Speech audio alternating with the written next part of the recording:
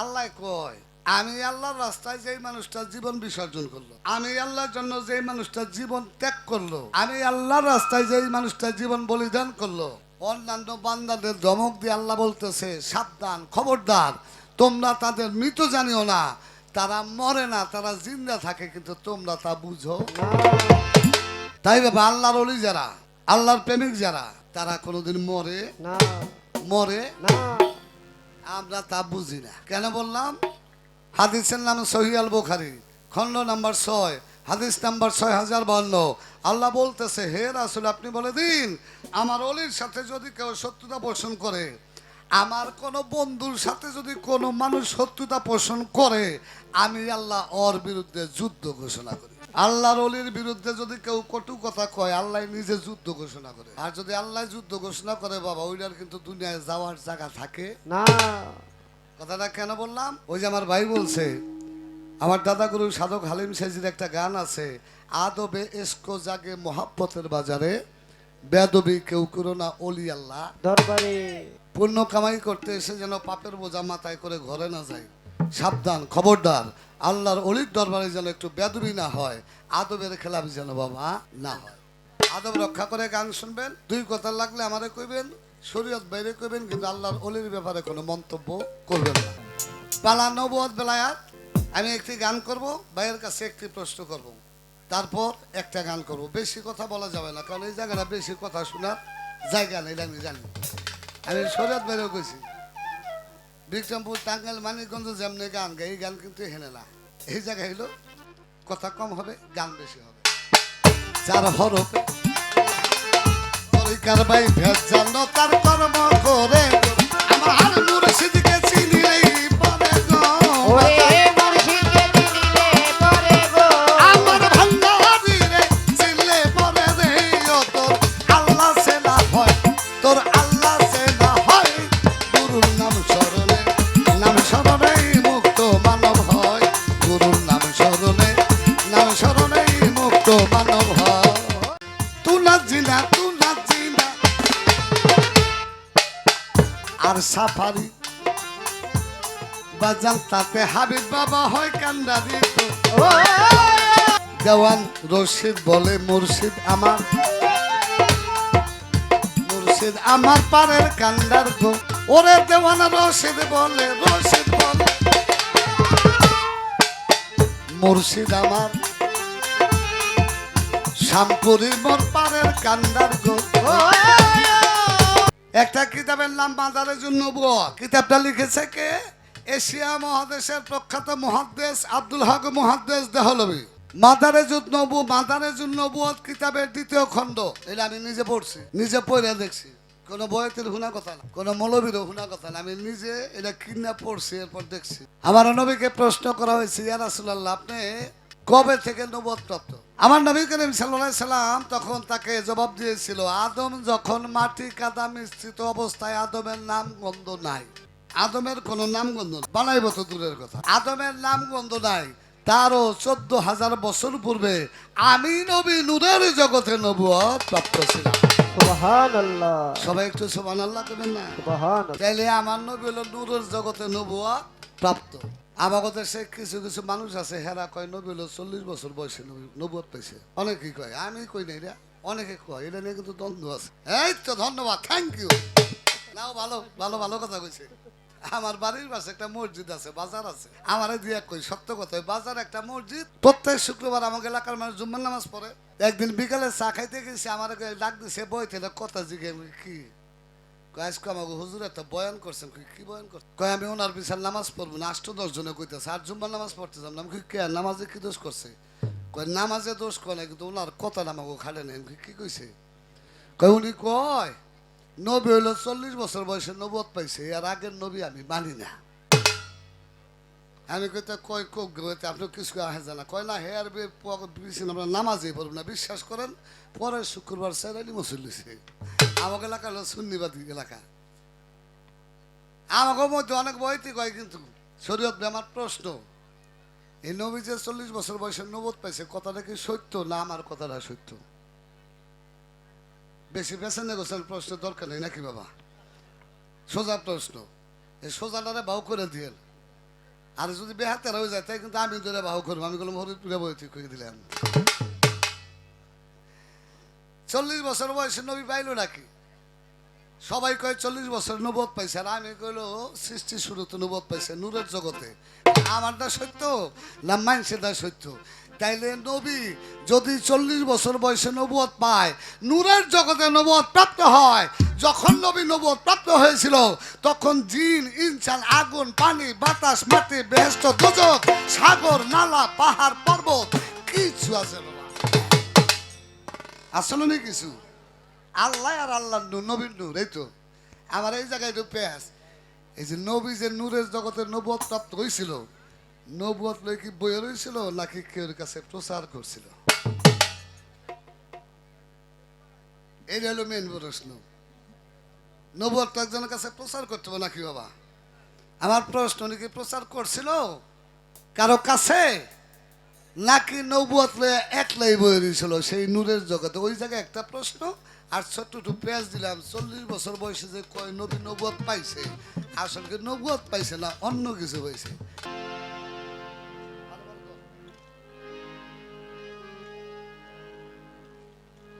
ধরবি হলে আর ধর যাই বইবি। আল্লাহ বন্ধুরা সে থেকে গলা ভালো ঠায় না, দয়ালে ভালো করবো, দোয়া করেন। শরীয়ত ভাই কইতাছে আপনারা পরাণ ভরে দোয়া করি, তা আপনি দোয়া লাগে কামে লাগছে, পেশাব মানুষ না, একটু দোয়া করেন, একটু দোয়া করেন।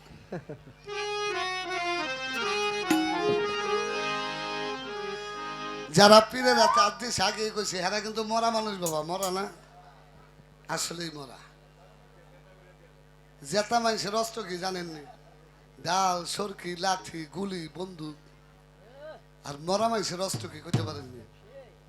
মরা মানুষের অস্ত্র হলো খালি হাত দিয়ে আপনি মাপছ ভাই, তুই আমরা মাপ করে দিস, এছাড়া আর কোন অস্ত্র আছে বাবা?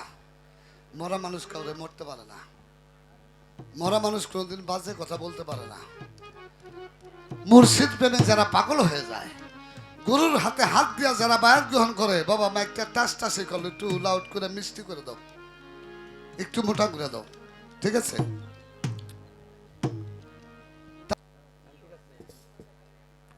যেভাবে অত্যন্ত নীরব নিস্তব্ধ হালে আমাদের গানগুলো শ্রবণ করছে,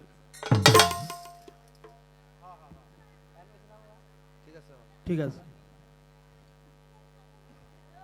মায়েদের প্রতি শ্রদ্ধা জানাই, ভক্তি জানাই, পালা গানে প্রবেশ করব।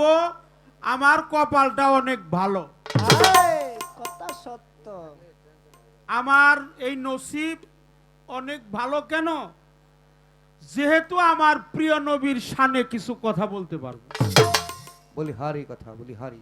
আমার প্রিয় নবী যাকে সৃষ্টি না করলে এই তামাম পৃথিবীর একটি বালির কণাও আল্লাহ কোনদিনই সৃষ্টি করতেন না।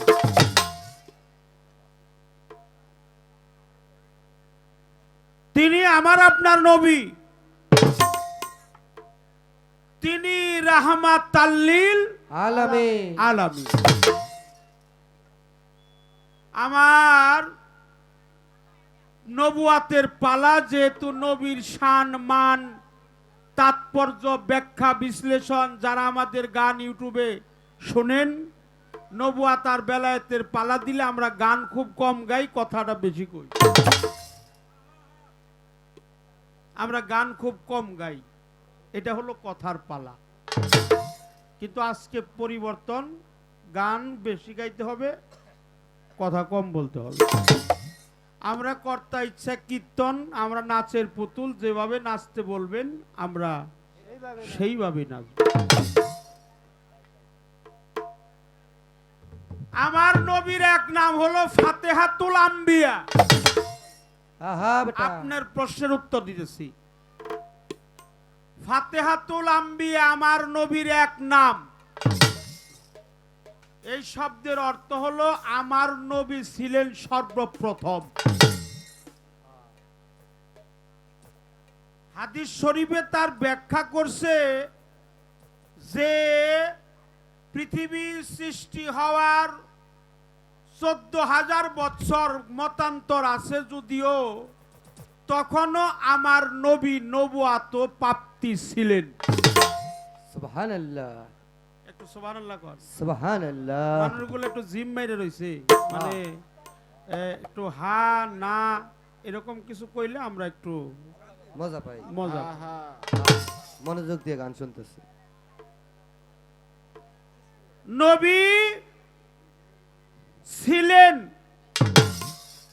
একবার নবীর নামে একটু সম্মান করি, সকলে বলেন সাল্লাল্লাহু আলাইহি। সাল্লাল্লাহু আলাইহি ওয়াসাল্লাম। প্রিয় নবীজি রহমাতাল লিল আলামিন, উনি ছিলেন কি ছিলেন? উনি ছিলেন প্রজ্বলিত পবিত্র নূর। আমার নবী কি নূর না মাটি?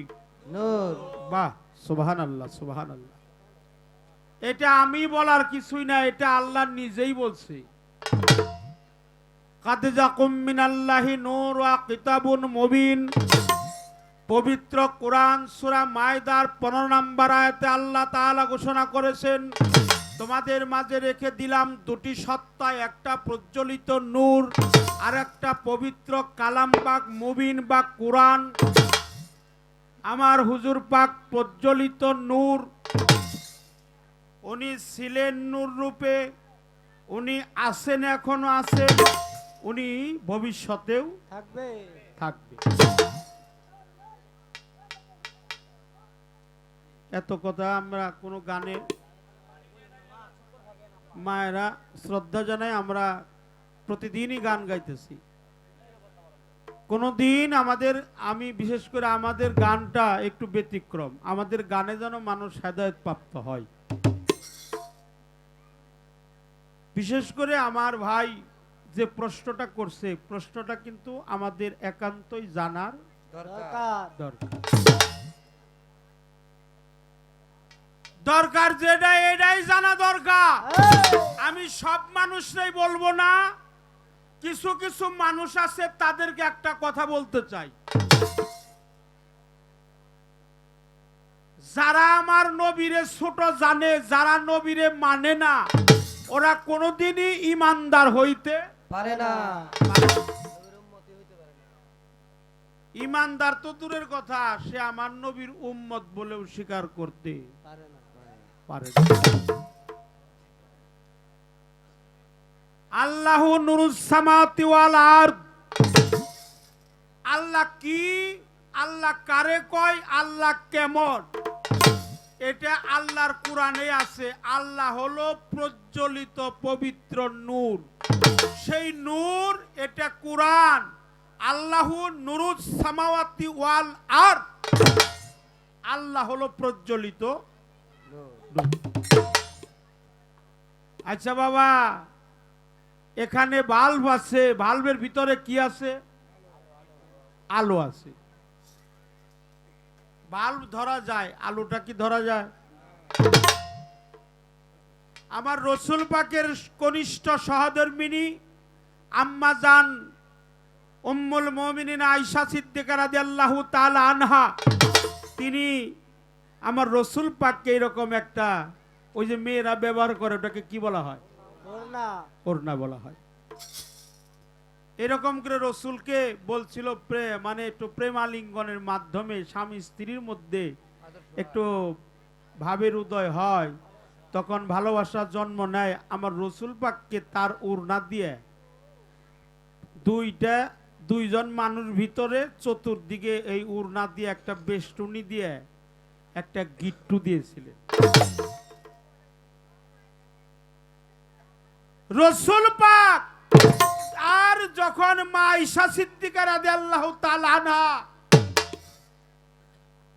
এমন গিট্টু দিয়ে আমার হুজুর পাকের পবিত্র দেহ মুবারকটা মায়ের বুকে আনতে চেয়েছিলেন, দেখে উড়নার গিট্টুর জায়গায় গিট্টু আছে, মাঝখানে আমার নবী সেখানে নাই।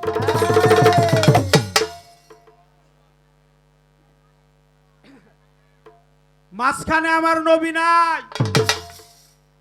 মা আয়েশা সিদ্দিকা তাকিয়ে দেখে, নবীরে আনবার চাইলাম, রাসূল পাক রে, নূর নবীজিকে আমার বক্ষের কাছে টেনে আনতে চেয়েছিলাম, গিট্টুর মতো গিট্টু আছে, মাঝখানে নবী নাই।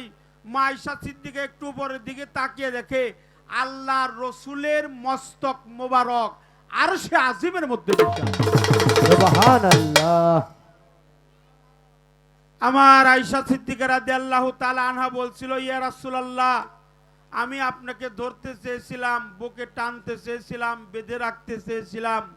আমার রাসূল পাক বলছিল, আয়েশা তুমি আমাকে এই জন্যই ধরতে পারবা না, কারণ বাল্ব ধরা যায়, বাতি কখনো আলো ধরা যায় না।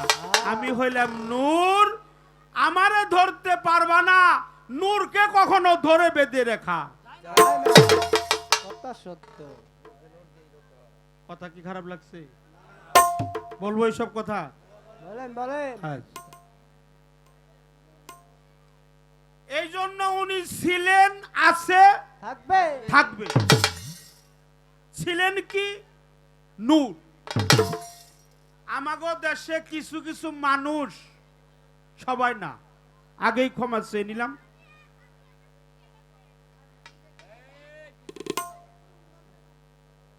মসজিদ একটা বানাইছে, সেই মসজিদের নামাজ পড়ে, নামাজের বিরোধিতা আমি করছি তা না বাবারা। আমি মসজিদ মাদ্রাসার বিরোধিতা করছি তা না, আমি নামাজ রোজার পক্ষে, আমি মসজিদ মাদ্রাসার পক্ষে। তবে যেই মসজিদে আমার নবীকে ছোট করা হয়, সেই মসজিদে কি ইমানদার নামাজ পড়তে পারে? মসজিদ একটা বানাইছে, তার নাম দিছে নূরে জামে মসজিদ। মসজিদ রে কয় নূর, অথচ আমার নবীরে তারা নূর মানে না। মানে না। মাদ্রাসা একটা বানাইছে, নাম দিছে নূরে মদিনা। হুজুর পাকের সহধর্মিনীর স্বামী, তার নাম হলো উসমান গনি, তার নাম দিছে জিন নুরাইন।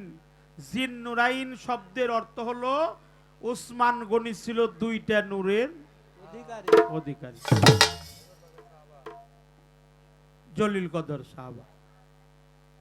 উসমান গনিরে নূর মানে, আমার নবীরে নূর মানে না। তাদেরকে আর কি বলতে চাই? উসমান গনি হলো হুজুর পাকের মেয়ের জামাতা, তারে বলে জিন নুরাইন। একটা নূর না, কয়টা? দুইটা। মক্কার পাশে একটা পাহাড় আছে, ওর নাম দিছে জামালে নূর। পাহাড়ে নূর কয়, নবীরে নূর কয় না। জিন নুরাইন উসমান রে দুই নূর কয়, নবীরে নূর কয় না। মসজিদের নূরে জামে মসজিদ কয়, নবীরে কয় না। মাদ্রাসা একটা বানাইছে নূরে মদিনা, মাদ্রাসারে নূর কয়, নবীরে নূর কয় না। যে বেটা বানাইছে ওর নাম হলো নূর মোহাম্মদ। আচ্ছা আচ্ছা, বাহ, পালের বড়টা। আর ওর বোন নাম হলো নূর জাহান, বাবা বাবা, ওর মেয়ের নাম হলো নুরুন নাহার, হায় হায়, আর ওর ছেলের নাম হলো নূর মিয়া। বাহ, অগো বাচ্চা হইলো নূরের ফ্যাক্টরি, আচ্ছা আচ্ছা, অথচ আমার নবীরে নূর মানে। সত্য কথা। নূর খালি পরে কি কমু বাবা, মুড়া কথা তো আহে, কয়ে পারি না, বলাও যায় না। সাইটটা বেটটা কোন? হ্যাঁ, তারপরেও কথা বলতে হয়। আমার প্রকৃত নবী হলো নূর, এই জন্য উনি ছিলেন, আছেন, থাকবে, থাকবেন। আউসাতুনা মোহাম্মদ, আওয়ালোনা মোহাম্মদ, আখেরোনা মোহাম্মদ, কুল্লোনা মোহাম্মদ। নবী আওয়ালে, নবী আখেরে, নবী জাহেরে, নবী বাতেনে। নবী ছিল, নবী আছে, নবী থাকবে। আমার নবী প্রজ্বলিত পবিত্র নূর মুবারক দেহর মধ্যে ছিল। এই সৃষ্টি হওয়ারও 14,000 বছর আগে তিনি নবুয়াত প্রাপ্তই ছিল। যেখানে ছিল নূর সেখানেই নবী, যেখানে নবী সেখানেই মোহরে নবুয়া।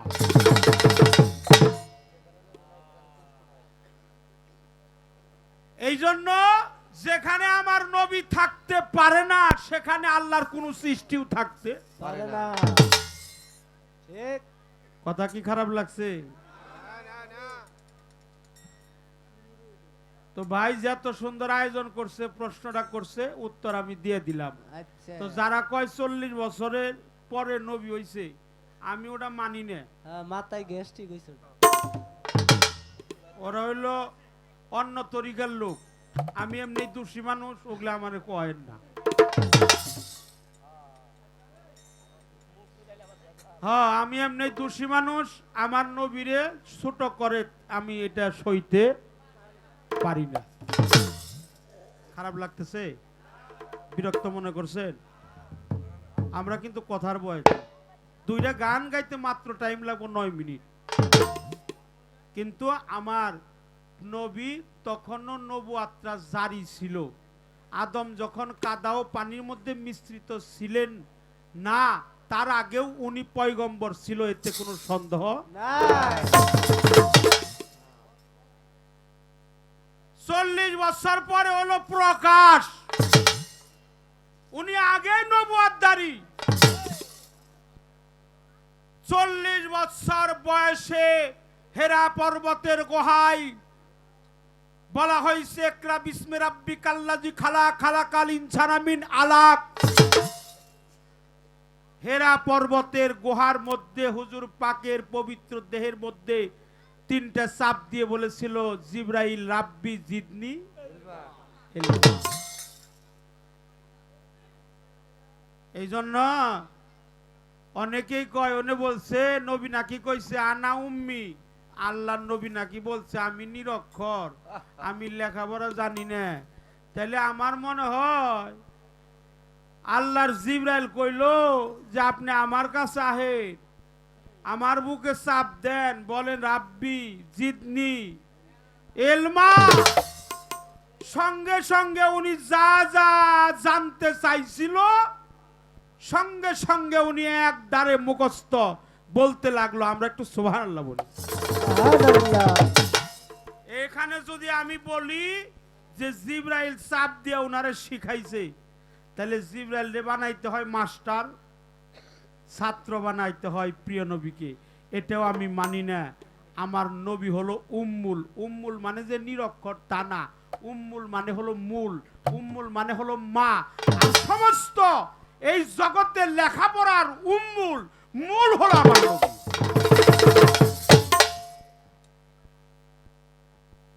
আমার প্রিয় নবী রাহমাতাল লিল আলামিন, সমস্ত সৃষ্টি জগতের উনি হলো সমস্ত সৃষ্টি জগতের ভিতরে ওনার মতো শিক্ষিত আর কেউ থাকতে পারে না।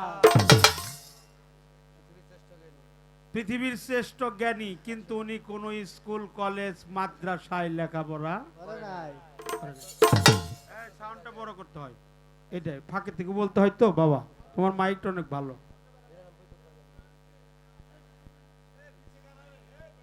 আজকে যে পালার আরো বড় করে, আরো সাউন্ড দেন, দেন আপনি। না না না দেন, আপনি দেন। Hello hello. এই জন্য নূর প্রজ্বলিত আলো, উনার সামনেও নূর, পিছনেও নূর, ডাইনেও নূর, বামে নূর, উপরে নূর, নিচে নূর। উনি যেদিকে তাকায় নূর, শুধু নূর না, নুরুনওয়ালা। নূর। বাহ। এই পর্যন্ত আলোচনা শেষ করলাম। আমি এই দ্বারাই ইচ্ছা করলে আল্লাহর রহমতে রসুল পাকের মহব্বত আমার কলবে জমাত রাইখা, আমার মুর্শিদের ছবিটা নয়নে রাইখা, এই দাঁড়াইয়া এই নবীর সামনে কম পক্ষে 4 ঘন্টা আলাপ করতে পারবো, দলিল ভিত্তিক একটাও দলিল ছাড়া না। আমি শর্টে কেটে দিলাম। আচ্ছা, পৃথিবীতে আল্লাহর পবিত্র কাবাটা কোথায়? কথা বলেন। মক্কা। এই মক্কার ঘরে, আল্লাহর পবিত্র কাবা ঘরে মাওলা আলী আসছে। ঠিক। মায়ের নাম হলো ফাতেমা বিনতে আসাদ। মাওলা আলীর মায়ের নাম আবু তালিবের সহধর্মিনী হুজুর পাকের হলো চাচি। ওনার নেফাজ হয় নাই। যখন মাওলা আলী পবিত্র কাবা ঘরে জন্ম নিছে, 1 ফোঁটা রক্তও খনন হয় নাই। পবিত্র কাবাঘর। এই, আমার আলীও পবিত্র, আমার নবীও পবিত্র, আল্লাহর ঘরও পবিত্র। বাহ বাহ বাহ।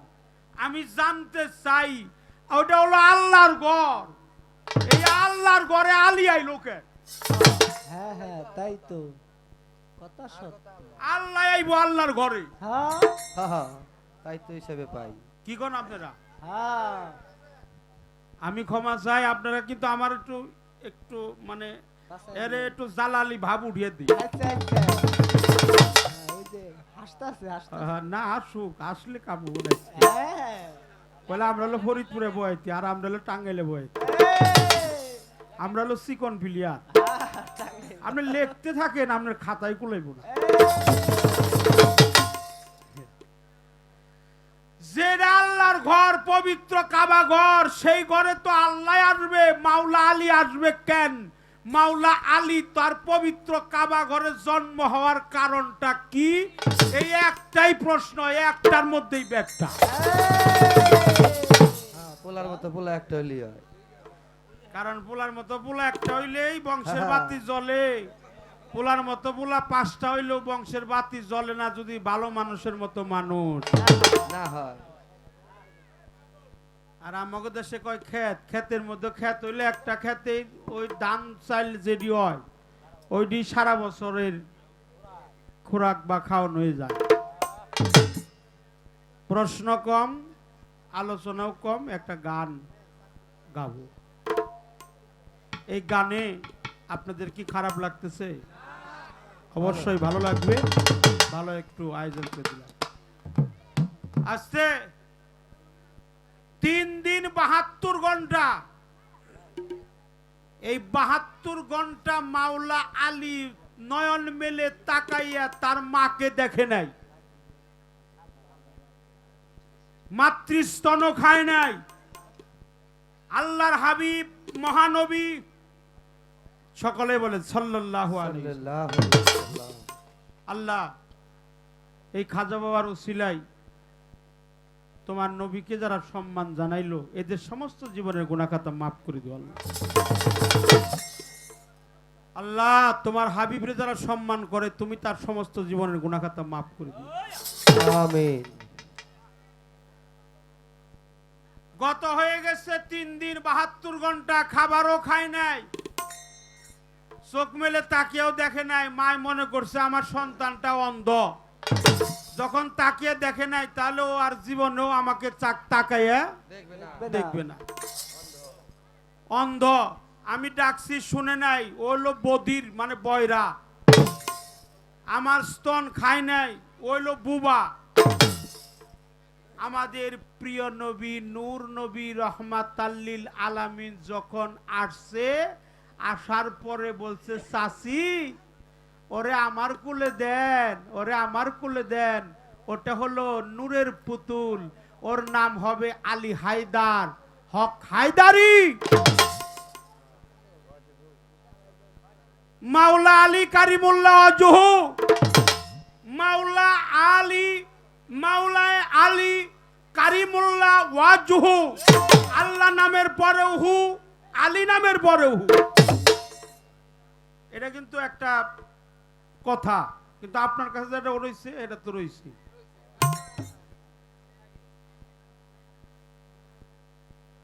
চাচি ওরে অন্ধ কইবেন না, ওরে বুবা কইেন না, ওরে আপনি কানা কইেন না, ওরে বধির বলবেন না। ওই শিশুটাকে আমার কুলে দেন।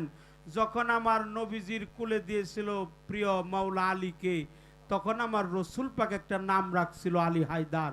আলী হায়দার, হায়দার তুমি একবার চক্ষু মেলে তাকিয়ে দেখো তুমি কার কুলে উঠেছো। সর্বপ্রথম নয়ন মেলে তাকিয়ে হুজুর পাকের পবিত্র নুরানির চেহারাটা দর্শন করেছিল। আমরা একটু সুবহানাল্লাহ পড়ি। সুবহানাল্লাহ। বলছে আলী হায়দার আমারে তুমি কিছু পাঠ করে শোনা। আহা সেদিন সূরা মুমিনের 10 থেকে 12 নম্বর আয়াত পর্যন্ত পাঠ করছিল। আমার প্রশ্ন আপনার কাছে, মাওলা আলী যখন এই পৃথিবীতে আসে তখন আমার হুজুর পাকের বয়স হলো 30 বছর। কোরআনটা নাজিল হয়েছে 40 বছর 8 মাস 6 দিন পরে। 40 বছরে কোরআন নাজিল হয়েছে। কোরআনই আকারে ছিল না, ব্যান্ডেল আকারে ছিল না, কিন্তু কোরআন নাজিলই হয় নাই। কিন্তু কোরআনের মুমিনের 12টা বা 10টা আয়াত যে পাঠ করছিল মাওলা আলী, সেই 3 দিনের শিশু আমার জানা দরকার কুরআনই নাজিল হয় নাই, আয়াত পাইছিল কোথায়, এটাও বলবেন আপনি। হ্যাঁ এটাও তো একটা কথা। নাজিল হয় নাই কুরআন। কুরআন নাজিল হয় নাই, তাহলে আপনি এটা আমাদেরকে বোঝাবেন। দাও, আমি একটা রসুল পাকের নাতে রসুল গাওয়ার, এই তো দুইটা কথা আমার ভাইও রাখছিল, আমি আমার ভাইকে আমি আর বেশি রাখবো না।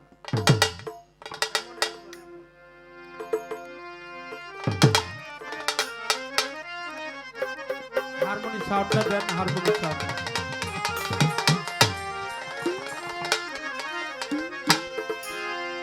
এমন একজন লাইলি আছে মজনু নিজেই পাকাল্লা। এমন একজন লাইলি আছে, মজনু নিজেই পাগল। তার মধ্যে লেহেন মাইন্সের জানে সহ্য হয়, জান্না ভালো না গলানো ভালো না, শরীয়ত বদির প্রশ্ন বলে হেমা সরকার খাতায় লেখবো, নাহলে 10,000 প্রশ্নই করবেন। আপনি যা প্রশ্ন করবেন ও তো আমি জানি, সামনে যা করবেন তাও জানি। আপনার প্রশ্ন আমার খাতায় লেখা লাগবে না, ওয়ান নিগা মাথায় যথেষ্ট। কারণ 2-4,000 প্রশ্নের জবাব জিবলা রাগায় থাকে, হে আজ জিগাইতে লাগবো 5 রাইত, আপনার কি কয় না কয়। আমার মাওলা আলীর মায়ের নাম ছিল ফাতেমা বিনতে আসাদ। উনি আমার মাওলা আলীকে গর্বে করে কাবাগর তাওয়াফ করতেছে, হঠাৎ করে প্রসব বেদনা শুরু হয়ে গেল। বাবা আমাদের দেশে কিন্তু ঘর বাড়ি গ্রাম আছে, এক বাড়ির পর আরেক বাড়ি গ্রাম আছে, গাছপালা আছে, কিন্তু বাবা মক্কা যে আমার নবীরা বলে ওই কাবার আশেপাশে কয়েক ঘর ছিল, আর আশেপাশে কোনো গ্রামগঞ্জ এমনকি কোনো গাছপালাও ছিল না, মরুভূমি মরুভূমি। যখন প্রসব বেদনা উঠেছে, আমার ফাতেমা বিনতে আসাদ ডাক দিয়ে আল্লাহরে কয়, ও আল্লাহ, এই জগতের মধ্যে আমি একজন মহিলা, আমার প্রসব বেদনা উঠেছে, এখন আমি কোথায় যাব? আমার তার যাওয়ার কোনো জায়গা নাই। আল্লাহ গো, একটা বাড়িও নাই, একটা ঘরও নাই, আমি কই যাবো? আল্লাহ রে, তুমি আমার ইজ্জতটা যেন মানুষে না দেখে, আল্লাহ তুমি আমার ইজ্জতটা রক্ষা করো। বিশ্বাস করবেন, হঠাৎ করে একটা গায়েবী শব্দ হলো, হে ফাতেমা বিনতে আসাদ, তুমি কাবাগরের পানে তাকাও। কোন কোন কিতাবে লেখে কাবাগরের দরজাটা খুলে গেছে, কোন কোন কিতাবে লেখছে কাবাগরের দেয়ালটা ফাইটে গেছে। কাবাগরের দরজাটা খুলে গেল, আমার ফাতেমা বিনতে আসাদ কাবাগরের মধ্যে প্রবেশ করলেন। কাবাগরের মধ্যে যখন প্রবেশ করলেন বাবা, যে মায়েদের সন্তান হয় তারা জানে একটা সন্তান হয়তো কত যন্ত্রণা হয় বাবা। একা একা কোনদিন সন্তান হয় না, একটা সন্তান প্রসব দিতে গিয়ে সেখানে 2-3 জন মহিলা লাগে, ধরনী লাগে, লাগে না বাবা? প্রসব বেদনা খুব কঠিন বাবা। যে মায়ের সন্তান জন্ম দেয়, মা জানে একটা সন্তান জন্ম দিতে কত কষ্ট লাগে। সেখানে কোনো ধরনী ছিল না, কোনো মানুষ ছিল না, কেউ ছিল না। আমার ফাতেমা বিনতে আসাদ একা ওই কাবাগরের মধ্যে যখন ঢুকে গিয়েছে, হঠাৎ করেছে দেখে কাবাগরের দরজাটা লেগে গেছে।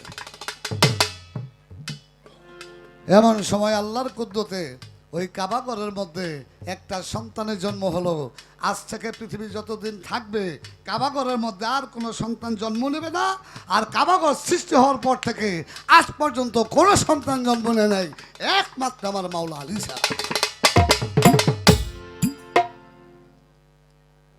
আমার মাওলা আলী জন্ম নিল একা একা। আমার মায়ে স্তন দিতেছে মুখে দুগ্ধ খাওয়াইতে, আমার মাওলা আলী দুধ খায় না, মুখে দুগ্ধ নেয় না। আমার মাওলা আলীকে ডাকতেছে, আমার মাওলা আলীর চক্ষুটাও খুলে না বাবা, তালটা রাখো, চোখটা খুলে না। আমার মাওলা আলী মুখ দিয়া দুধ পান করে না। ফাতেমা বিনতে আসাদ 1 দিন 2 দিন 3 দিন চলে যায়। এই 3 দিন পর ওই এলাকার মানুষ টের পেয়ে ফাতেমা বিনতে আসাদের যে শ্বশুর আব্দুল মুত্তালিবকে খবর দিল যে আপনার নাতি হয়েছে, আপনি যে দেখেন কাবাগরের মধ্যে। আব্দুল মুত্তালিব চলে গেল। আব্দুল মুত্তালিবকে দেখে দেখে ফাতেমা বিনতে আসাদ কেঁদে দিয়ে বলে, আব্বা গো, আমার একটা সন্তান জন্ম নিছে কাবা ঘরের মধ্যে। ও আব্বা, আমার সন্তানটা দুধ খায় না। শুধু তাই না, এত ডাকে একটা কথাও বলে না। আব্বা গো, আমার সন্তানটা দুটা চক্ষু মিলেও চায় না। আমার সন্তান কি কানা হইল আব্বা? আমার সন্তান যে দুধ খায় না, কারণটা কি? আমার সন্তানটা এমন করে কেন? আমার আব্দুল মুতালিব ডাকতেছে, কথা বলে না। স্তনে দুধ দিতেছে, দুধ খায় না। আমার মাওলা আলী চক্ষু মেলে তাকায় না। খবর পেয়েছ আমার নবী করিম সাল্লাল্লাহু আলাইহি সাল্লাম 3 দিনের দিন আমার নবী করিম সাল্লাল্লাহু আলাইহি সাল্লাম যখন ওই ঘরের মধ্যে ঢুকেছে, ঢুকে বলে, ও কাকি, সন্তানটা আমার খুলে দেন। আমার মাওলা আলীকে কুলে নিয়ে ডাকতেছে, ও আলী, আলী, আলী, দেখো আমি কে এসেছি, তোমার চক্ষুটা খুলো। এই সর্বপ্রথম আমার মাওলা আলী আমার নবী করিম সাল্লাল্লাহু আলাইহি সাল্লামের কণ্ঠের আওয়াজ পেয়ে 3 দিন পর আমার মাওলা আলী চক্ষুটা খুলে সর্বপ্রথম আমার নবী করিম সাল্লাল্লাহু আলাইহি সাল্লামের রূপটা দর্শন করল। আমার মাওলা আলী ডাক দিয়ে, মাওলা আলীকে ডাক দিয়ে বলে, আলী, তখনই নাম রেখেছে হক হায়দার। এই নামটা কিন্তু পরেও পড়ছে, কিন্তু আমার মাওলা আলীকে একটা নাম দিয়েছিল নবী করিম সাল্লাল্লাহু আলাইহি সাল্লাম ওই সময়। তখন তাকে ডাক দিয়ে বলে, হে হক হায়দার, তুমি চক্ষুটা খুলো, দেখো তুমি কার কুলে আছো। আমার নবী করিম সাল্লাল্লাহু আলাইহি সাল্লামের কুল থেকে আমার মাওলা আলী তাকাইছে। তাকানোর সাথে সাথে বলতেছে, তুমি নাকি 3 দিন ধরে কিছু পান করো না। আমার নবী করিম সাল্লাল্লাহু আলাইহি সাল্লামের জিহ্বা মোবারক মাওলা আলীর মুখের মধ্যে ঢুকিয়ে দিল। আমার মাওলা আলী চো চো করে আমার নবী করিম সাল্লাল্লাহু আলাইহি সাল্লামের লালা মোবারক খেয়ে আমার মাওলা আলী বেলায়াতের সম্রাট হয়ে গেল। জন্মের সময় আমার মাওলা আলী বেলায়াতের বাচ্চা। আমার নবী করিম সাল্লাল্লাহু আলাইহি সাল্লাম আমার মাওলা আলীর সাথে কথা বলতেছে। আমার মাওলা আলী সাথে সাথে সূরা মুমিনের 10টা, কোন কোন কিতাবে লেখে 12টা আয়াত পড়া আমার নবীকে শুনাই দিল। তার প্রশ্ন, কোরআন আমার আলীর 10 বছর পর আইছে, তাহলে মাওলা আলী কোরআনটা পাঠ করলো কিভাবে? শরীয়ত ভাই, আপনি তো কঠিন প্রশ্ন করছেন, জায়গাটাও ভালো। এটা কথা বলি, আমার মাওলা আলী তো জিন্দা কোরআন, সবাক কোরআন। কোরআনটাই তো আমার মাওলা আলী, যে নিজে কোরআন, তার সূরা মুমিন কি পুরা কোরআনই তার ভিতরে।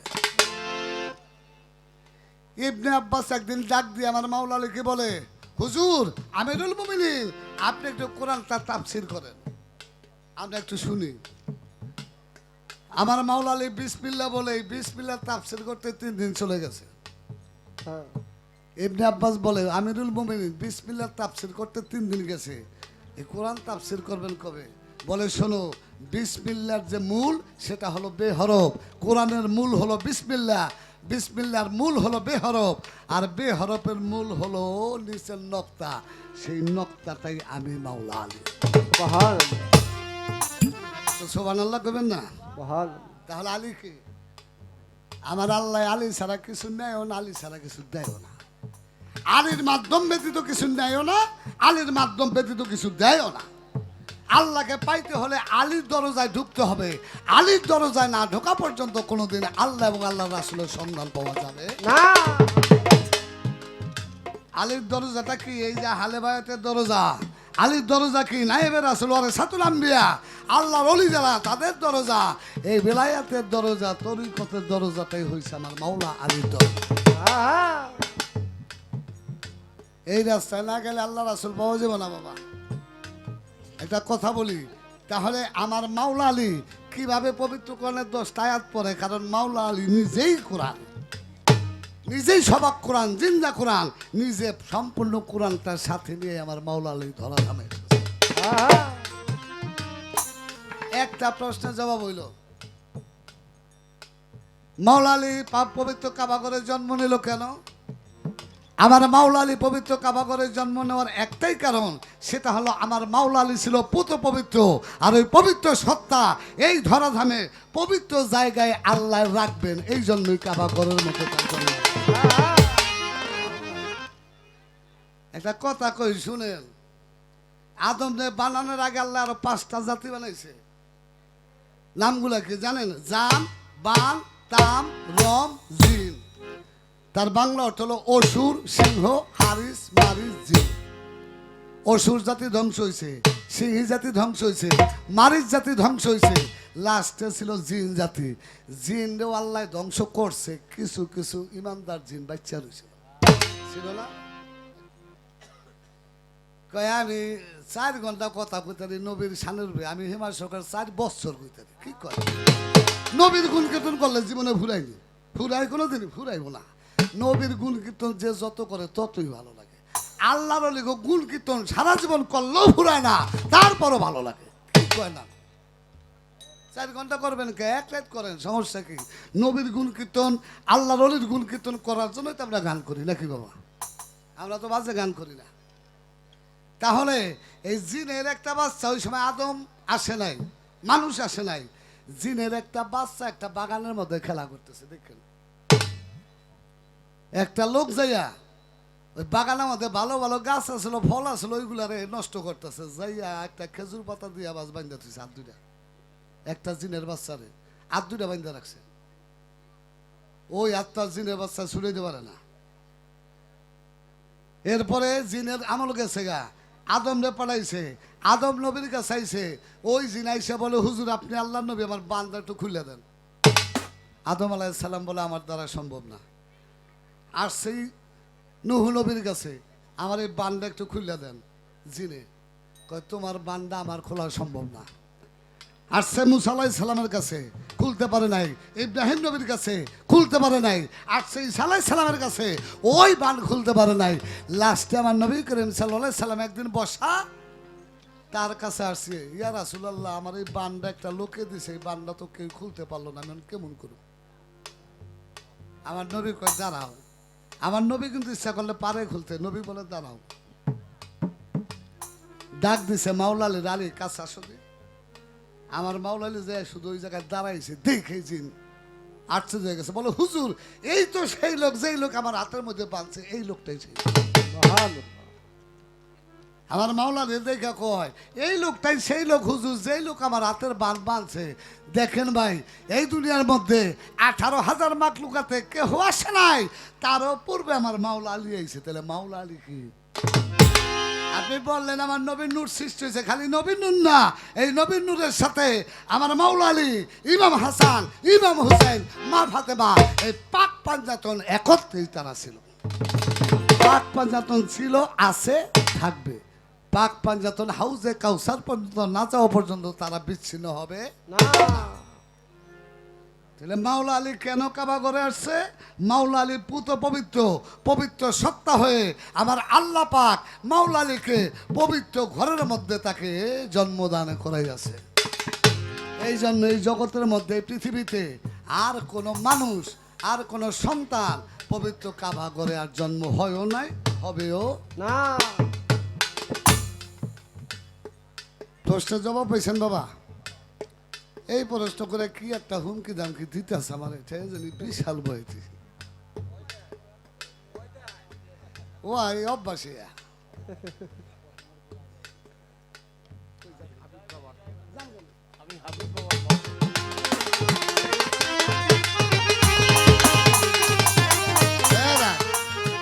আইলে কোন ভাগদা চোরের মতো দেখিও নাকি? ও কিছু না, খালি হুদা ঝাড়ি ঝুড়ি, নাম হয়ে গেছে শরীয়ত বয়াতি, না জানি কি শরীয়ত বয়াতি গেছে, নাম না জানি, মাই সুধা জানে না। ভালো করে সিবি দিলে তো আমি ছাড়তে না, হে লোক ঝাড়ি দেয়, মাইনসে জানে সহ্য হয়।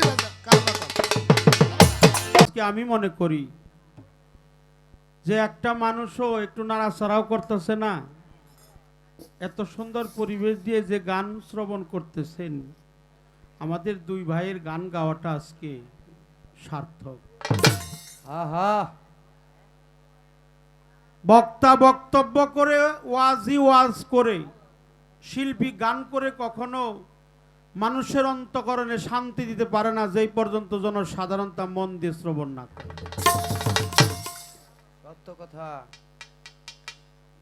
এই জন্য আমার আল্লাহর কাছে আমি খাস রহমত চাই। যাকে সৃষ্টি না করলে আল্লাহ কোনো কিছুই বানাইতেন না, তিনি আমার নবী, তিনি আপনাদের নবী, সকলের নবী, তিনি নবীরও নবী। তাই তাই। তিনি 18,000 মাখলুকাতের নবী, আল্লাহরও নবী। তিনি আমার মহান আল্লাহরও নবী। নবী। এই জন্য তার সাথে কারো অন্য নবীদের তুলনা নাই। আমার নবী প্রফেট মোহাম্মদ, সকালে বলেন সাল্লাল্লাহু আলাইহি। সাল্লাল্লাহু আলাইহি ওয়াসাল্লাম। সেই প্রসঙ্গে কথা বলতে হবে। কেউ বলে মানে লেখার তো কোনো শেষ নাই বাবা।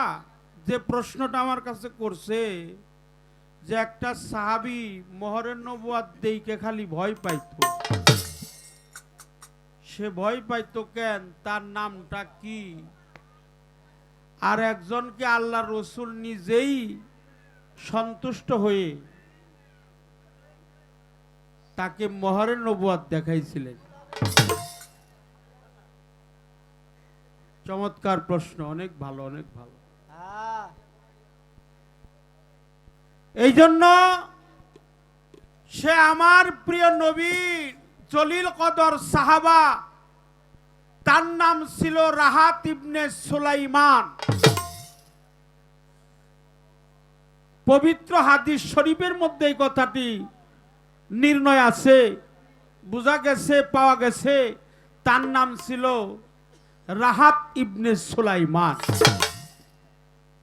এজন্যই ভয় পাইতো যে আমার যেন কোনো প্রকার বেদবিটা না হয়। না হয়। হুজুর পাকের শানে যেন আমার কোনো প্রকার বেদবি যেন না হয়, এই জন্য উনি ভয় পাইতেন। আমার রসুল পাকের নূর নবীজির পৃষ্ঠ মুবারকে ডান কাত কিংবা বাম কাদের একটু নিচে, স্কন্ধ হতে নিচে, কোমর হতে উপরে, ডান কাত কিংবা বাম কাত। কেউ লেখছে ডান কাত, কেউ লেখছে বাম কাত। ডান কাত কিংবা বাম কাদের মধ্যস্থলে লক্ষ তিলকের সমষ্টি এক টুকরা মাংস পিণ্ড, ওখানে ছিল বড় বড় লুম দেওয়া, আবৃত করা, ওরই নামই হলো মোহরে নবুয়াত। সেখানে আল্লাহর পবিত্র কোরআনের পবিত্র 3টি হরফ ছিল, আলিফ, রা, মিম। আলিফে কে বাবা? আল্লাহ। আলিফে কে? আল্লাহ। আল্লাহ মহান, আল্লাহ মহান। আলিফে আল্লাহ, রাতে রসুল, মিমে মোহাম্মদ। তার সার্থিক অর্থ হলো ইহার মধ্যে 3টি হরফ অঙ্কন করা ছিল রসুলের পৃষ্ঠ মুবারকে। প্রিয় নবী নূর নবীর পৃষ্ঠ দেশে 3টি পবিত্র হরফ ছিল, যার কথা বলা হইল আলিফে আল্লাহ মহান, রাতে রসুল পাক, মিমে মোহাম্মদ।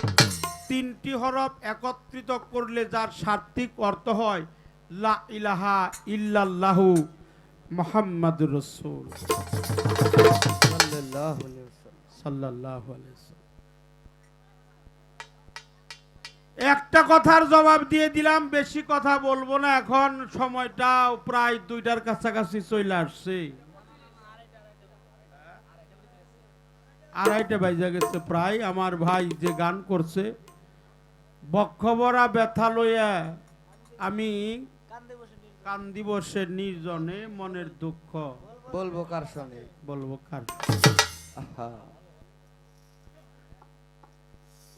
অতি আপন মা জননী সেও ফুরাইয়া গেছে, বক্ষভরা ব্যথা লইয়া আমি যখন কইতাম আমার মায়ের কাছে। আহা, মায়ে আদর কইরা ঘুম পাড়াইয়া হাত বুলাইতো বদনে। আব্দুর রশিদ সরকারের লেখা এই মরমী বিচ্ছেদ গান অনেক ভালো, অনেক ভালো, অনেক ভালো। বলি হারি গান। তো আমি বলছি ভাই, এই গানটা অনেক দামি গান, অনেক দামি গান। এই পৃথিবীতে যার মা নাই কেবল সে জানে মা হারাইলে শালাটা। যার বাবা নাই সে জানে বাবা হারানোর কি জ্বালা। যারে সাপে কাটে নাই সে কোনোদিন বুঝতে পারে না সাপের বিষের কত জ্বালা। এই জন্য আমার একটা গান এখন থাকবে, আর একটা প্রশ্ন আছে, ওটা আমি বলার চেষ্টা করব। ছলনা করে দেখছিল আকাশ, তিনি ছিলেন আশেক। আশেকের কোনো ফতোয়া নাই, তারা বেহেশতের আশাও করে না, দুজকের ভয়ও করে না। হা হা কিন্তু তারা একটা আশা করে, বেহেশত এবং দুজকের মালিক যিনি, আমার মহান সৃষ্টিকর্তা রাব্বুল ইজ্জত, তারই আশা করে, তাকে পাওয়ার চেষ্টা করে, তাকে পাওয়ার লক্ষ্য রাখে। আল্লাহ মহান আল্লাহ তাআলাকে স্মরণে রাখে। বেহেশতের আশা করলে যদি আল্লাহকে ভুলে যাই, দুজকের ভয় থাকলে যদি আল্লাহকে ভুলে যাই, তাহলে আমার মতো নাদান এই পৃথিবীতে আমি ছাড়া আর কেউ। তাহলে আমি নাদান, আমি একেবারেই নরাদম। যেহেতু আমার আশা আছে, আকাঙ্ক্ষা আছে, আশা করা যাবে না, আশা করতে হবে মালিকের, আল্লাহ মহানের।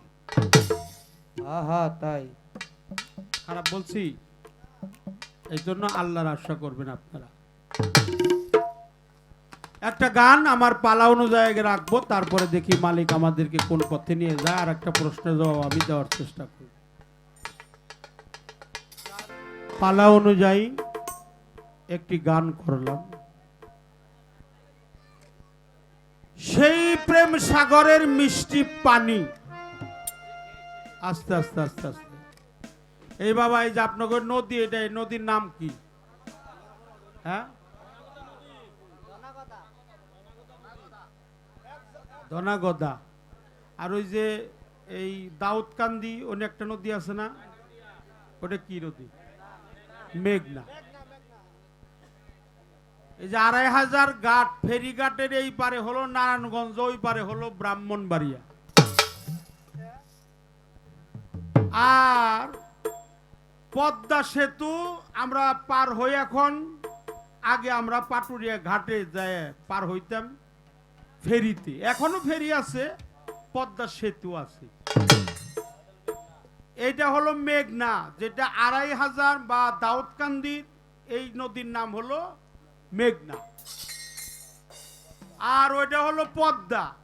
আর আমরা রাজশাহী, নাটোর যাইতে, পাবনা যাইতে, ওটা হলো যমুনা। সিরাজগঞ্জ, পাবনা, নাটোর, রাজশাহী, বিশাল বড় বড় নদী। হ্যাঁ হ্যাঁ, এটা হলো যমুনা। আর আপনাদের দেশে দাউদকান্দি, এটা হলো মেঘনা। আর আপনার বাড়ি জেনে ওই পার, ওই হলো পদ্মা। আচ্ছা আচ্ছা। আমি ওই নদীর ওই পারেও গান গাইছি, মানে পদ্মার ওই পার। হ্যাঁ, যমুনার ওই পারে তো গাইছি, ওরা আমাকে এলাকায় প্রায়। আর এনে তো যমুনা, মেঘনা তো আই পড়ছি। আমি কোন এলাকার পানি এত মিষ্টি দেখি নাই। আচ্ছা আচ্ছা। কিন্তু আপনি যে কইলেন সেই সাগরের মিষ্টি পানি, এ যে খেয়েছে যে খেয়েছে যত খানি। তত খানি। নদীর পানি এটা কি আপনাকে ফরিদপুর না আমাকে মির্জাপুর? এ পুরো এই নদীটা কোনে আছে, কোথায় আছে, এই দেহের মধ্যে কোথায় আছে? না মাদারীপুর, না চণ্ডীপুর, না ফরিদপুর, না মির্জাপুর, না টাঙ্গাইল, না গোপালপুর, না শরীয়তপুর, হ্যাঁ, না কেদারপুর? চাঁদপুর। এই প্রশ্ন একটাই করলাম, যেহেতু রাতের ভাব একটু বেশি হয়ে গেছে, আর কোনো প্রশ্ন করব না। আপনারা খাইবেন না পানি? মিষ্টি পানি যখন। মিষ্টি পানি খাইবেন তো? হ্যাঁ হ্যাঁ। এই যে আমরা কিনা খাই, হ্যাঁ টিউবওয়েলের পানি খায়, আর এটা হলো নদীর পানি। মাফ করবেন, এই যে এটার নাম হলো পানি, এটা স্পা। আবার মামো আছে, হ্যাঁ হ্যাঁ। আবার ফেরেশ আছে, হ্যাঁ। মানে অভাব নাই, নামের কোনো অন্তরা ইত্যাদি ইত্যাদি আছে। কিন্তু আমার জানা দরকার কোন পানি মিষ্টি, এটা আমি পদ্মা মেঘনা যমুনা এগুলা কইলে আমি নিমু না। না না আজকে আমাকে খাওয়াই আবার দেন। শরবতের কথাই কই নাকি? এটা আপনি খাওয়াইয়া যাইবেন, আপনি শরীয়ত সরকারের ভাই যখন আচ্ছা আচ্ছা বয়তে কিন্তু কম নাম নিব। না পয়লা আমারে হুমকি দিছে, আমি হইলে হ্যারে হুমকি দিছি। খালি কইছি যে ভাই আপনি লিখতে থাকেন আপনার খাতায়, খোলাইব না। ওইটা কইছে যে 4 ঘন্টা। আমি বলছিলাম যে আমার এই পালা অনুযায়ী কথা কইতে গেলে 4 ঘন্টা কে, এ আপনি বলছেন যে সারা জীবনও কইলে ফুরাইব না, এটা অনেক সত্য কথা, ভালো কথা। কিন্তু আমি তো আপনারে হুমকি দিতে পারবো না। না না হুমকি দিব কেন? আপনি আমার বড় নয়, আমি আপনার বড়, আমরা ভাই তো। আহা! হ্যাঁ, হ্যাঁ। কিন্তু এই ভাই যে কেমন ভাই এটার একটা পরিচয় আজকে একটু দিয়ে যাবেন। আচ্ছা আচ্ছা ওই একজনে জিজ্ঞাসা করছে আপনারা কয় ভাই? কয় আমরা হলো 5 ভাই। আহ, আচ্ছা কেরা কেরা? বলে আমগো আমজাদ খালু সুলতান মামু রশিদ তা ওই আমি আর আঙ্গো বাবা। এ, খুব হয়েছে। এডি ভাই এটা হলো ভাই। আচ্ছা তো যে লোক জিজ্ঞাসা করছে হে লোক কইতেছে এর মাথা ঠিক নাই। পাগল হইছে হ্যাঁ, কে লইছে? আমজাদ খালু হেউ ভাই, সুলতান মামু হেউ ভাই, রশিদ তা ওই এও ভাই হেউ ভাই, হের বাপ হেউ হের ভাই। তারপর ওই লোকটা তো শিক্ষিত মানুষ মনে করছে যে মুসলমান মুসলমান তো একে অপরে ভাই ভাই ভাই ভাই।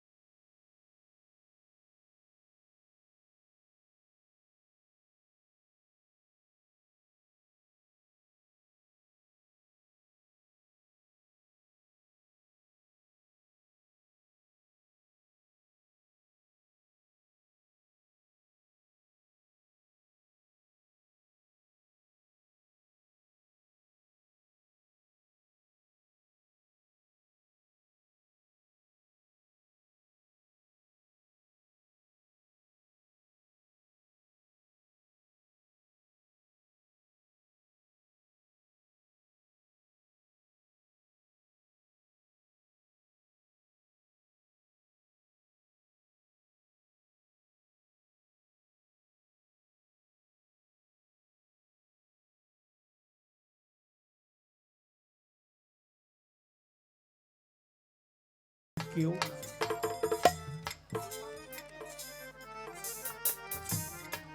আমার নবী পাক নূর নবীজি, প্রিয় নবী রাহমাতাল লিল আলামিন, যখন মাতৃ গর্ভে ছিল, 6 মাস ছিল গর্ভের বয়স, তখন আমার নবী তার জন্মদাতা পিতাকে হারিয়েছে।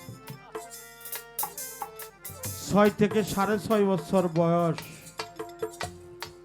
তখন মা আমেনাও এই পৃথিবী ছেড়ে চলে গিয়েছে। আমার নবীর মতো কাঙাল এতিম এই পৃথিবীতে আর কেউ নাই।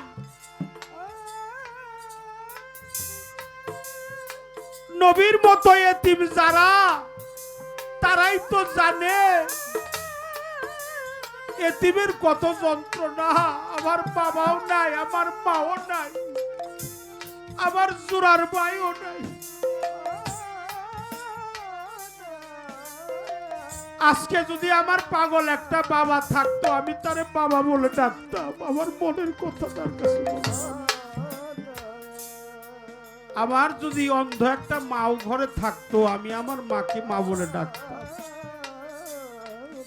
আমার মাও নেই, আমার বাবাও নেই, এই পৃথিবীতে আমার আপন বলতে আর কেউ নাই। আমার জোড়ার ভাইও নাই, আমি কাকে আমার মা বলে ডাকবো? কাকে আমি বাবা বলে ডাকবো? কত বাবার সমতুল্য মানুষ এখানে বসে আছে, আপনাদের দেখলে আমার বাবার কথাটা মনে হয়ে যায়। আমি একেবারেই এতিম। পৃথিবীতে এতিম জানে এতিমের যন্ত্রণা। আল্লাহ রসুল বলেছে কোন সন্তান যদি তার মাতা পিতার পায়ে চুম্বন খায় ও যেন জান্নাতের দরজার মধ্যে চুম্বন খায়। এক সাহাবা বলল, হুজুর আমার তো মাও নেই, আমার তো বাবাও নেই, আমি কোথায় যে চুম্বন দেব, আমার তো জান্নাত ফুরিয়ে গেছে। প্রিয় নূর নবী বলছে তুমি তোমার মা বাবার কবরের মধ্যে যা চুম্বন দিও। এটা সুবহানাল্লাহ বলে। সুবহানাল্লাহ। তুমি তোমার মা বাবার কবরের মধ্যে যা চুম্বন দিও। ওহো, বলছে দয়াল গো, সেই পৃথিবীতে আমি যখন আসছিলাম, আমি ছোট ছিলাম, খুবই ছোট ছিলাম, তখন আমার মাও গেছে, বাবাও গেছে, মা বাবার কবর কোথায় আমি তাও জানি না। আমি কোথায় যে চুম্বন দেব? আল্লাহ রসুল বলতে যাও তুমি সমতল ভূমির মধ্যে যাও, দাগ দিয়ে একটা কবর অঙ্কন করো, আর মনে মনে বিশ্বাস করো এটা আমার মায়ের কবর, এটা আমার বাবার কবর। ওই কবরে যখন চুম্বন দিবে তোমার চুম্বনটা চলে যাবে তোমার মায়ের পায়ে, বাবার পায়ে, বাবার পায়ে, মায়ের পায়ে। এই পৃথিবীতে যার মাতাও গেল, পিতাও গেল, জোড়ার ভাইও গেল, তার মতো এতিম আর এই পৃথিবীতে নাই। সে যেন কাঙালের বেশে ঘুরে, দেশে দেশে ঘুরে, কোথায় গেলে আমার বাবাকে পাবো, কোথায় গেলে আমার মাকে পাবো। তোমার না দেখলে আমার ঘরে রইলাম মনরে। তুই আমার জীবন রে বন্ধু, তুই আমার জীবন, তুই আমার জীবন রে বন্ধু, তুই আমার জীবন। তোমার আমার ছিল বন্ধু প্রেমে, আরে তোমার আমার ছিল বন্ধু প্রেমেরই এই বন্ধু। তোমার আমার ছিল, ও ছিল বাজার প্রেমের বন্ধ। আমায় ছেড়ে চলে গেলি পরে, তরে আরে আমায় ছেড়ে চলে গেলি পরে,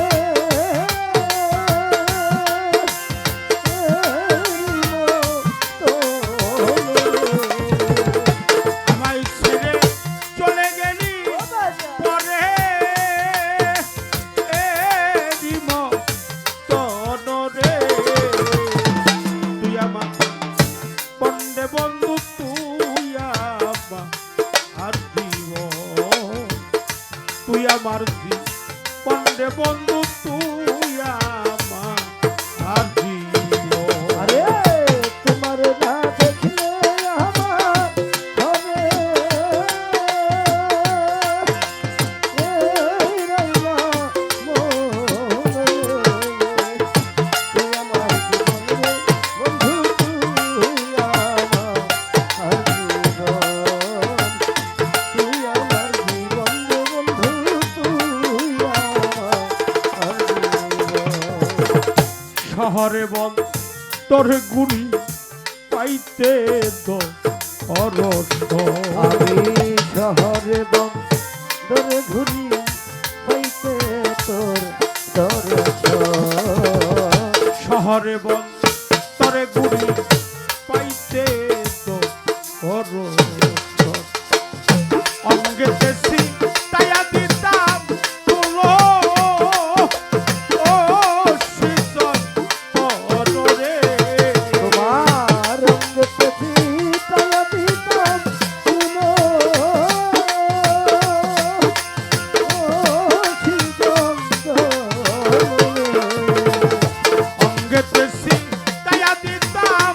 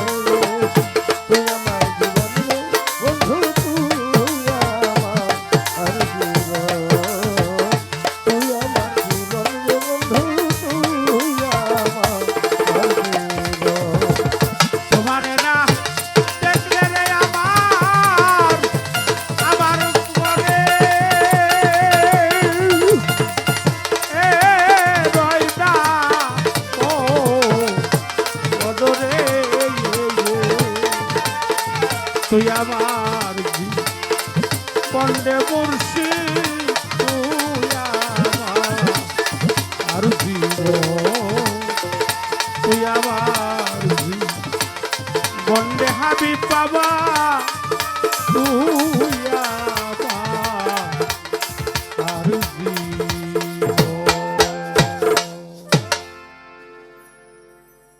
আরেকটি গান আমি করব, রশিদ সরকারের লেখা গান একটি গাওয়ার চেষ্টা করব।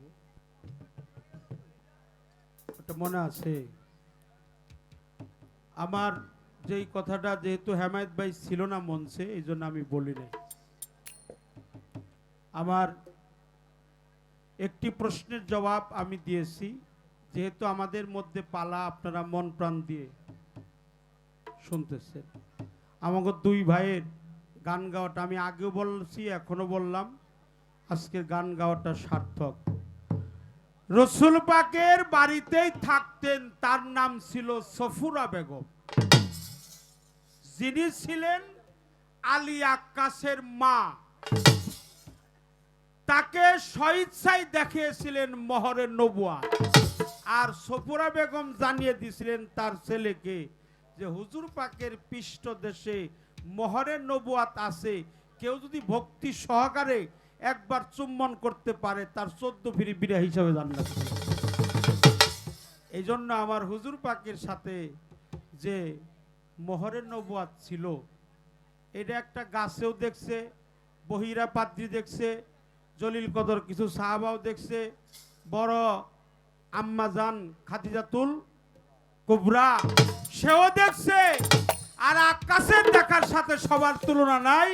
আক্কাস দেখছিল প্রেমের আকর্ষণে, সে ছিল আশেক। আশেকের জন্য কোনো দলিল লাগে না বাবা, আশেকের কি দলিল লাগে? ও ছিল আশেক। কার আশেক? আমার নবীর আশেক, নবীর আশেক, নবীর প্রেমিক, সে নবীর প্রেমিক। এই জন্য বলছে আলী আক্কাস দেখছিল প্রেমের কারণে, প্রেমের সোহাবতে দেখে চুম্বন করেছিল পৃষ্ঠদেশে, যার কারণে তার 14 ফিরি বিনা হিসাবে জান্নাতের পাশে চলে গেল।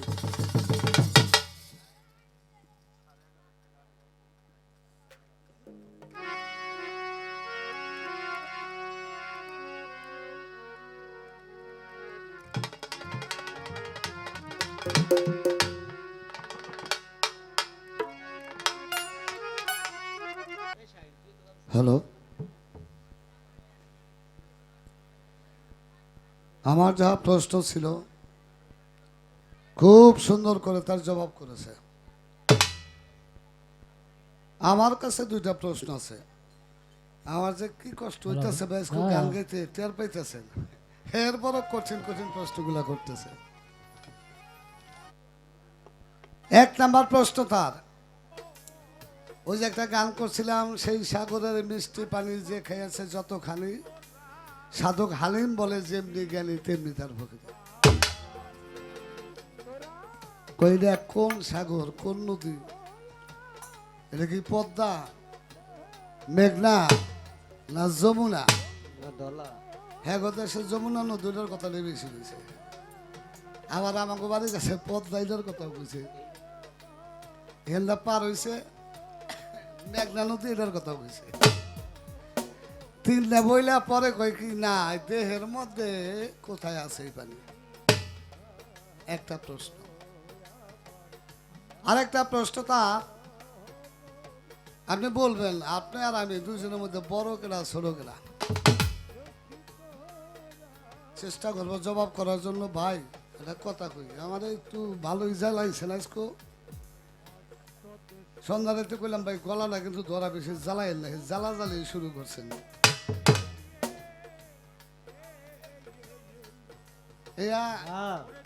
শরীয়ত বয়তি জ্বালাই আমারে কি করবে, বছর বলি জ্বালায়। আমি বলছিলাম শরীয়ত সরকার যে প্রশ্ন করবে এটা আমি জানি, যা করবো হেও জানি, সামনে যা করবো তাও জানি। কয় হয় এক হিসাবে কইতে পারে, যে এই যে স্বীকার করছেন এই জন্য ধন্যবাদ।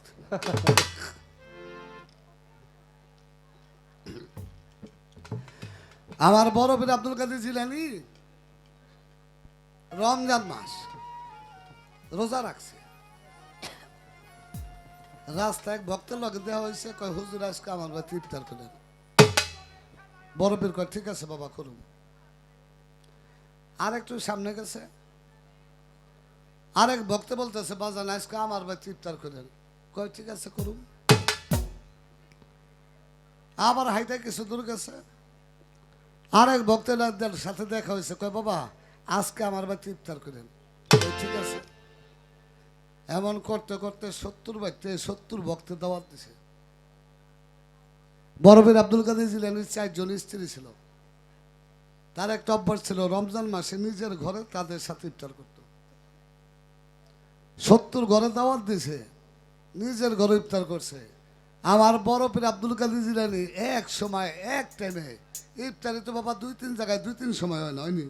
না না এক দেশে এক সময় হয় নাকি? 70 ঘরে ইফতার তো করছে, নিজের ঘরে ইফতার করছে। পরের দিন এক ভক্তের সাথে আরেক ভক্তের দেখা হয়েছে, কয় ভাই আমার জীবনটা ধন্য হয়ে গেছে। কয় কেমনে? কয় কালকে আমার দয়াল আমার বাড়িতে ইফতার করছে। কইছে বড় কয় কেউ কথা বেড়া তুই রে মৃত্যু, আমার বাড়িতে আমার পেশাবে ইফতার করছে। ও কয় না আমার বাড়িতে আমার লোক ইফতার করছে। 2 লাগছে ঝগড়া। আরেকজন আবার আইছে, আই কয় ভাই তোরা ঝগড়া করস কি লইয়া? কয় ভালো করে শুনলেন কামে লাগবো। কয় ভাই ও কয় আমার বাড়িতে ইফতার করছে, আমি কয় আমার ঘরে ইফতার করছে আমার হুজুরে কয়। হে কয় কি যাবে না তোরা দুলো না মৃত্যু। হ্যাঁ কালকে আমার তো এলা আমার ঘরে ইফতার করছে আমার লগে একসাথে। এ হলে 3 জনে কয় যে আমরা 3 জন তার মৃত্যু কিনা, কারণ দেখি দৌড়ে গেছে আমার বড় পীরের কাছে, যে বলছে হুজুর একটা প্রশ্ন করি। কয় কি বাবা? কয় কালকে যে আমি দাওয়াত দিলাম আমার ঘরে ইফতার করছেন, ও দাওয়াত দিছে ওর ঘরে ইফতার করছেন?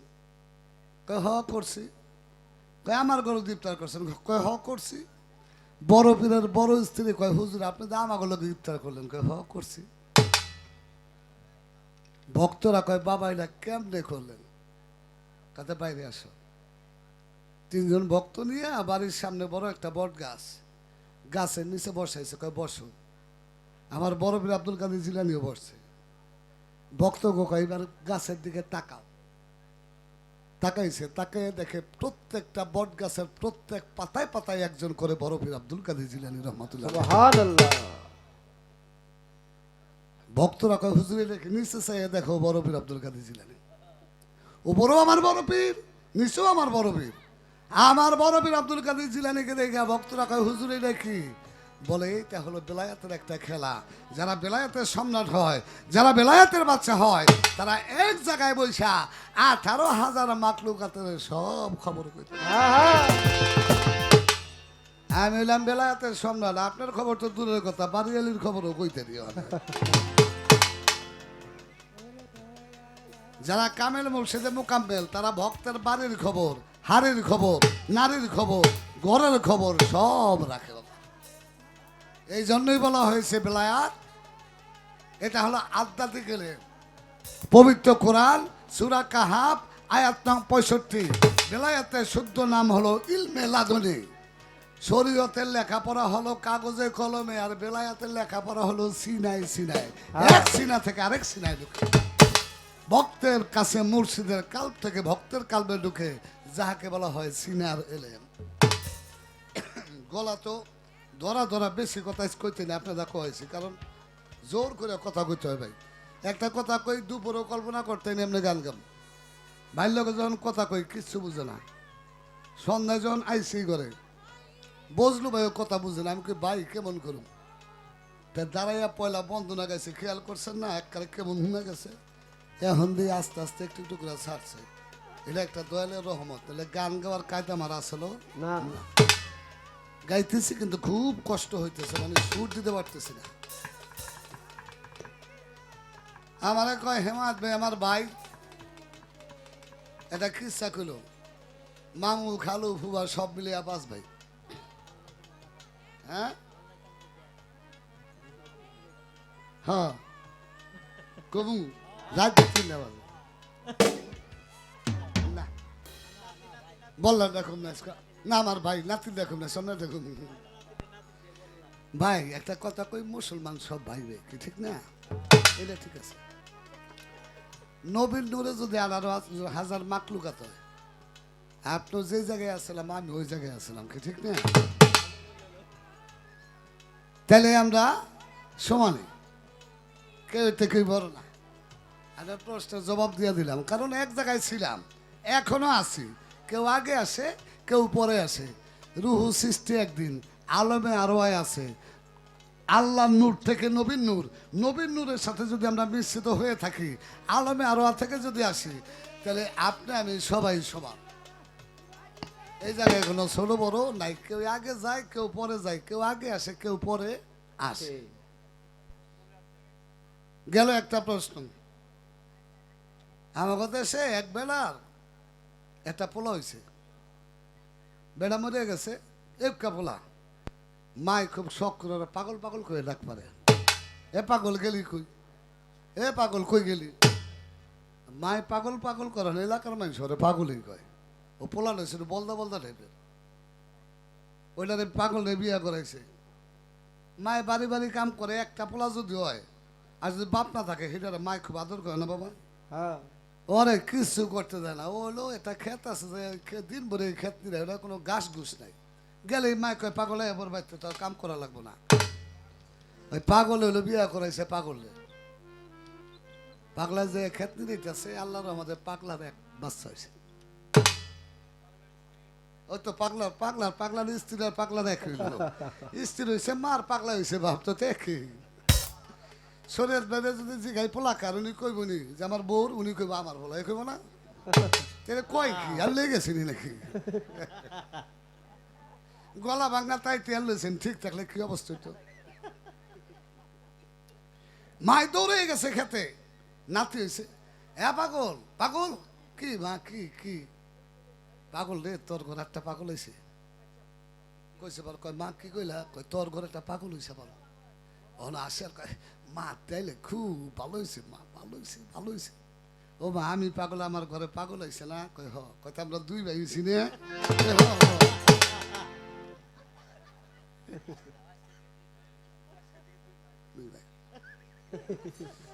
গলা ভাঙ্গা ঝুঁক পাই না, নাহলে হাজের দম ছাড়তে তিন আবার হেমাত বইতে লাগবে। ধর একটা গান গা, আজকে এই জায়গায় গান গাইতে।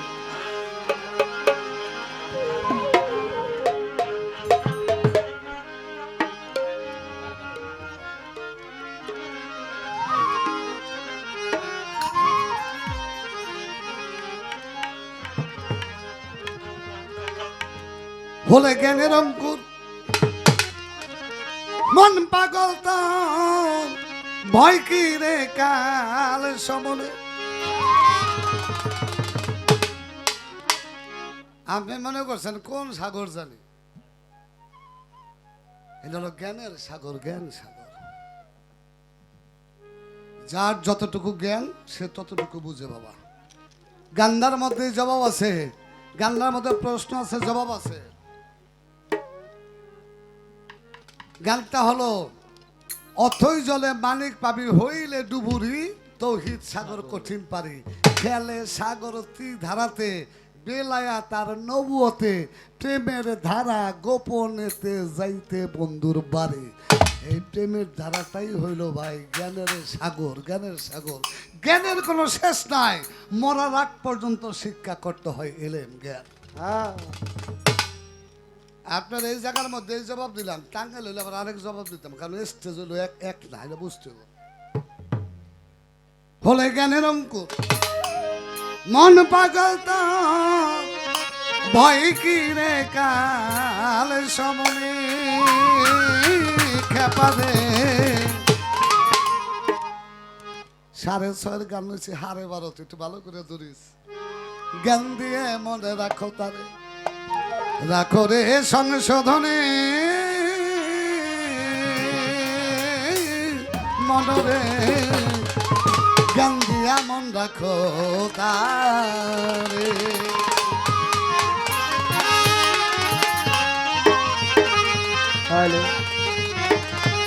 এইভাবে গুরুতত্ত্ব সত্যময় হইয়াছে যার, তবে গুরু তত্ত্ব সত্যময় হইয়াছে যা সারিয়া অসতের সঙ্গ ফিরে গেছে মন মাতঙ্গ গুরুময় হইয়াই অঙ্গ গেছে তার এইভাবে গুরুময় হইয়াই অঙ্গ গেছে তার কান্তরঙ্গে হইয়া গেছে নির্বিকার গুরুকে কইরা কান্দারে প্রেম তরঙ্গে দিছেই পারি গুরুকে করে কান্দারে প্রেম তরঙ্গে রেখে পারি গুরুকে কইরা কান্দারে প্রেম তরঙ্গে দিছেই পারি হইয়া গেছে মন ব্যাপারি সজ্ঞানে শুভাবনে ওরে হইয়া গেছে মনে ব্যাপারি সজ্ঞানে শুভাবনে হইয়া গেছে মন ব্যাপারি সজ্ঞানে শুভাবনে খেপাবে জ্ঞান দিয়া মনে রাখো তারে রাখো রে শোধনে মন রাখো রে শোধনে খেপাবে জ্ঞান দিয়া মন রাখো তারে ওরে জ্ঞানের অঙ্গ মনে পাগলা তোরে ভয় গিরে কার সমন ওরে জ্ঞানের অঙ্গ মনে পাগলা তোরে ভয় গিরে কার সমনে খেপারে জ্ঞান দিয়া মনে রাখো তারে রাখো রে শোধনে খেপারে জ্ঞান দিয়া মনে রাখো তারে গান্ধায় কি কইছে এটার ব্যাখ্যাটা করলে আপনার জবাব ব্যাখ্যার সব হয়ে যাবে এইভাবে গুরু তত্ত্ব সত্যময় হইয়াছে যার সারিয়া অসতের সঙ্গ ফিরে গেছে মন মাতঙ্গ গুরুময় হইয়া অঙ্গ গেছে তার কাম তরঙ্গে হইয়া গেছে নির্বিকার বাবা এই দেহের মধ্যে একটা হলো প্রেম আর একটা হলো কাম কাম হলো একটা শক্তি বা পাওয়ার শক্তি কোনোদিন ধ্বংস করা সম্ভব না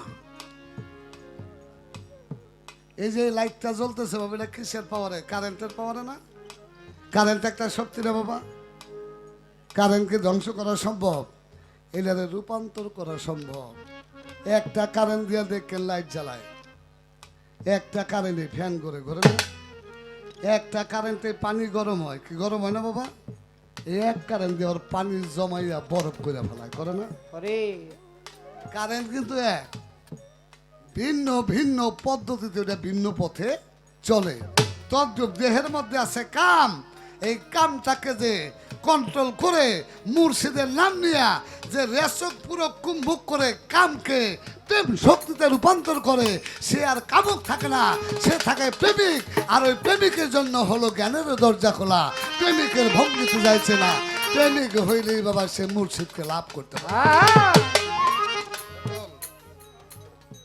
এই জন্যই সাধক হালিম সাইজে বইছে প্রেমের দ্বারা গোপনেতে ওই প্রেম নদীর পানি কি জানেন ওই প্রেম নদীর হলো গুরুর নামের সুধা যেইটা খাইলে মুর্শিদের ক্ষুধা তৃষ্ণা থাকে না কোন ক্ষুধা জ্ঞানের ক্ষুধা থাকে না নাইলে যাইয়া কইব হেমাত বত্রিশ জিগাইছে এক পথ কইছে আরেক পথ ওই বই থেকে রাপিছে থাকবে না আমি আমার ভাই না হুন্না রেখেন কামে লাগবো জায়গায় জায়গায় কইল ও পাইবেন না হেমাজ যা কইব পাইবেন না আমাকে দেশে আমাকে ভাই তো মাদারপুর চিনেন শিবচর থানায় আমাকে মাদারপুর শিবচর বহু মানুষ আছে বরিশাল হলো বেশি পানের বরকে ঠিক না আমার বাড়ি হলো চরকমপুর গ্রামে আমাকে গোষ্ঠীটা বড় গোষ্ঠী আমার এক চাচা একটু গরিব মানুষ উনি করতো কি শরীয়ত ভাই ওই আমাকে এলাকায় খড়ি বেছে না পানের খড়ি কিনা ওই খড়ি নিয়ে ব্যস্ত বরিশাল খড়ি কিন্তু আমার কামে লাগে পানের বরে কাজে লাগে চরির পরিবর্তে খড়ি লাগায় আমি হলো ক্লাস 8 পড়ি ওই খড়ি নিয়ে বরিশাল বেছে আয়া সালামি করে নৌকার মধ্যে ইলিশ মাছ ভাজলে জম্মের মজা লাগে আমি পোলাপান নামার হয়েছে লোক ওই ইলিশ মাছ খাবে আমি ক্লাস 8 পড়ি আমি ওখানে কাকার লগে যাম আব্বা আমরা কই যাবি আমি কই যে কাকাই নৌকা লইয়া যাই হেরে যাম কান্দন শুরু করছি। আব্বা কয় না যাইতে পারবি না, মা কয় যাইতে পারবি না, কিন্তু আমি হলো কান্তাছি। আমার চাচা কয় তা হেমায়ত লয়ে যাই। আমি কই কাকা তোমাকে নৌকা বলি ইলিশ মাছ ভাইজা খাও পোলাবান তো? কয় হ, আমার হলো লোভ লাগছে আমি যাম। একদিন রবিবার দিন ওই শেখপুর বাজার থেকে টলার ছাড়ে ছোট বাজার টলার নয় সময় ইয়ের নৌকা, পালের নৌকা, নৌকায় লয়ে গেছে শেখপুর বাজার থেকে মাছ কেছে। মাদারপুর যে ভাত খাইছি ভাজা মাছ দিয়া, যেই ভাজা মাছের লোভে গেছি। মাদারপুর সাইডে যখন গেছে একটা নদীর মধ্যে যায়, আমার চাচার ওই নৌকার গোলইতে বহ। খেয়াল করে শুনেন কথাটা, ইঙ্গিতে কমু, যারা বুঝার বুঝবেন, না বুঝলে কিছু করার নাই। গোলের মধ্যে বইয়া যে নৌকা ধরছে, যেটা পানি আছে ওইটা রইতেছে। আপনার দেশে কি কয় ভাই? আমার দেশে কয় হেউস, নৌকার হেউস, পানি আছে নাকি, ঠিক না? ওইটা রইলে যে গোলের মধ্যে বইছে, বইয়া কতক্ষণ পর পানি উঠে জিবলাই দেয়। নৌকালার কয় টাইনে টাইনে টাইনে যাও। আবার কত দূর গেলে দেখি হেউস দিয়া পানি উঠে জিবলাই দেয়, জিবলাই দিয়ে কয় বাই বাই বাই যাও। আবার কতক্ষণ পর পানি নিয়ে জিবলাই দিয়া কয় আমি হলো কর্তিকালা করি একটু চালাক ফোনটা, আমি ছাত্র ভালো আসলাম তো, আমি চিন্তা করি ঘটনা কি। কাকা একবার ডাইনে কয়, একবার বাইক হয়, সোজা কয় মানি রেখি পানি জিবলাই দেখা। উনি কইব তা পানি জিবলাই দেখা, আমি তো বুঝতেই নেই। আমি হইলো মনে করেন ওই কাকা যখন আইসে কতক্ষণ পর চাষায় ভিতরে পড়ছে। আমি কই কাকা একটা প্রশ্ন করুন, কই কি? কয় করতি। আমি কইলাম এই যে আপনি যে পানি দেখলেন, জিপ লাইন নিলেন, জিপ লাইনকে নিয়ে কোন টাইনে আবার কোন পায়, আবার কোন সোজা, কারণটা কি? জিপ লাই দেন, জিপ লাই দিয়ে কি বোঝেন? কয় বেডা হুন, যে জায়গায় পানি কম, নিচে চড়া আছে, ওখানে গেলে নৌকা ঠেকবো, এটা চড়া আটকে যাব। কম পানি দিল গরম, জিবলা দিলে বুঝি এটা গরম, তাই নাকি? আর যে জায়গায় পানি বেশি ওই জায়গাটা জিবলাই দিলে বোঝা যায় না ঠান্ডা। ঠান্ডা পানিটা জিবলাই দিলে বুঝি যে সেটা পানি বেশি, এই জন্য নৌকা বামে যা। আমাকে সোজা কন কয় কিছু কিছু জায়গার পানি বেশি, ঠান্ডাও না গরম না, ওই জায়গায় কম পানি কিন্তু নৌকা ঠেকবো না, ওই সময় কই সোজা যা। আমি কে জানি রহস্য, কয় হ, আমাকে জিবলাই দিয়ে বোঝা লাগে। কয় বেড়া এখানে তো নদী, কোথায় কথা নি খোন, এটা তো সৈরাক কমিব না, এটা তো খাল না, এই জন্য জিবলাই দিয়া বুঝতে হয়। যারা পাকা মাঝি, ইঙ্গিতে কইতেছি কথা না, যারা পাকা মাঝি, যারা মাঝি হইবে ওইসা ওইখানে নাও বাইবা, মাঝে মধ্যে জিবলাই দিয়া টেস্ট করে পানি খাইব। ঠান্ডাটা খাইবা না গরমটা খাইবা, এইটা আমি কমু না, যার যার মুর্শিদের কাছ থেকে জেনে নিও। মাঝে মধ্যে খাইও, কামে লাগবো, তাহলে এই দেশে কোনো বাস্তার বা কামুক থেকে প্রেমিক হইতে পারবা, কামে লাগবো। ওই যে আমার বাবা রজব দেওয়ান কইছে না, কামিনীর কুল জয় হইয়া গেছে তার, যে প্রেমিক হইবা তার কামিনীর কুল জয় হয়ে গেছে। 2-4-10,000 দাঁড়িয়ে গেছে তার কাছে। কিসে নতুন গাছ বানা হয় না ভাই, মাইয়া দেখতে? হ্যাঁ গো, কি নতুন মেহমান তো কয়, আমাকে দেশে কিন্তু এই কয়। মনে করেন 5 জন মেজ বানাইব, আমার মায়ের চিন্তা করলো হেরাইব 5 জন, আমার বাড়িতে তো 3 জন আছে, 8 জন। এক জগ পানির নিচে তো শরবত হবো না, ওখান তো শরবত উঠে গেছে ডায়াবেটিসের ডরে। আগে তো শরবতই আসলো মেন নাকি, সবার আগে শরবত দিত না বাবা। তা মায় মনে করছে 8 জন মানুষ হবো, আমার 3-4 জন, হেরাইব 5 জন, 8-10 জন। এক জগ পানি লইছে 3 কেজির, মনে করেন এক জগ পানি মিরা হইতে বর্তমান করছি 1 কেজি নিচে বলে বুনি। আগের চিনি মিরা বেশি আছে, ওখানকার মিরা কিন্তু কম। আচ্ছা, এক জগ পানি 3 কেজির, এটার মধ্যে চিনি দিছে 1 কেজি, এখন হয়েছে কয় কেজি? 4 কেজি, কি ঠিক না? 4 কেজি হয়েছে না? হ্যাঁ, কয় কেজি হয়েছে? 4 কেজি। সবাই কয় 4 কেজি। 4 কেজি হয় নাই, ওই 3 কেজি হয়েছে, 3 কেজি। 3 কেজি হয়েছে। এখন প্রশ্ন করতে পারেন হেমায়ত ভাই, 3 কেজি লোক আমার মায়েদের বলি ম্যাপে দেখেন একদিন, গান গেয়ে তো যাম গা। 3 কেজি পানির মধ্যে 1 কেজি চিনি গোলাইয়া আর শরবত বানাই ওজন করে দেখেন, মাকার 3 কেজি হবো, 1 কেজি কই গেল? পানিতে খাইছে চিনি রে, খেয়াল করেন।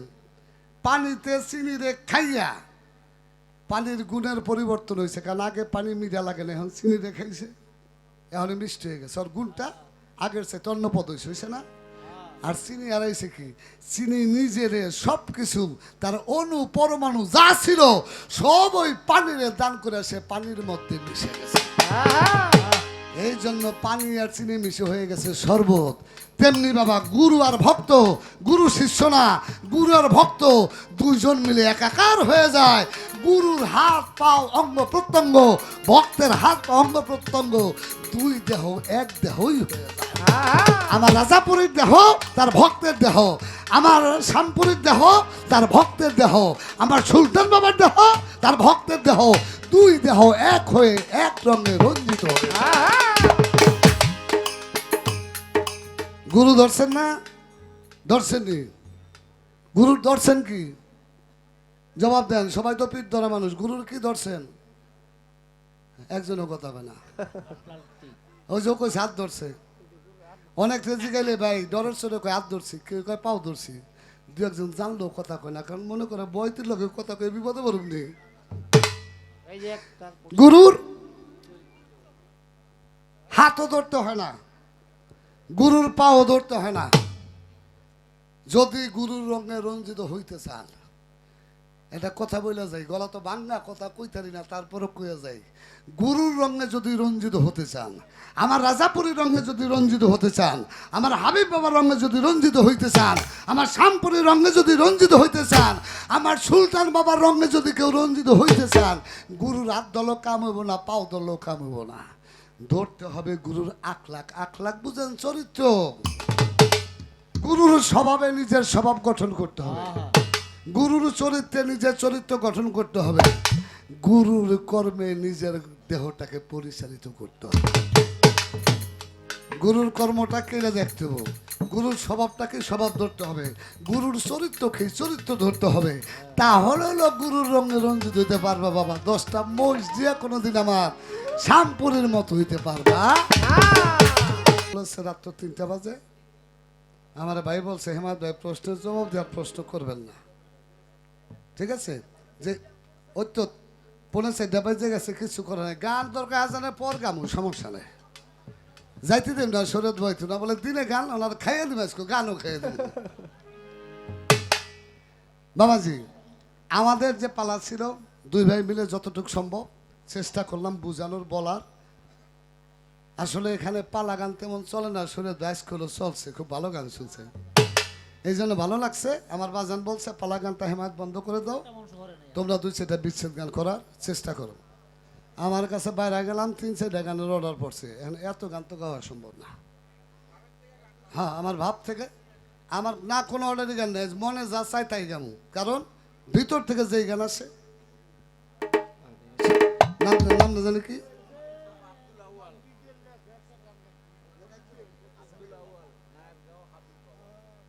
নায়ের গাঁও আমার হাবিব বাবার ভক্ত আউয়াল ভাই আরো 100 টাকা দিয়ে সম্মানিত করেছে। বাবাজি আমি তাহলে, আমার ভাই 3টা গান গাইছে, আমিও 3টা গান গাম, কারণ ওই একটা গান ওই যে আমার লেখা গানটা অনেক অর্ডার করছে, গাই নিয়ে গলা খারাপ দেখে ওই গানটা, আর পরে হইলে আমার মন থেকে একটা বিচ্ছেদ গান করে বসে যাব। ধরো এমনি ধর 12 গান বাইরে গেছে, অনেকেই কইছে, আমি ঠিক আছে।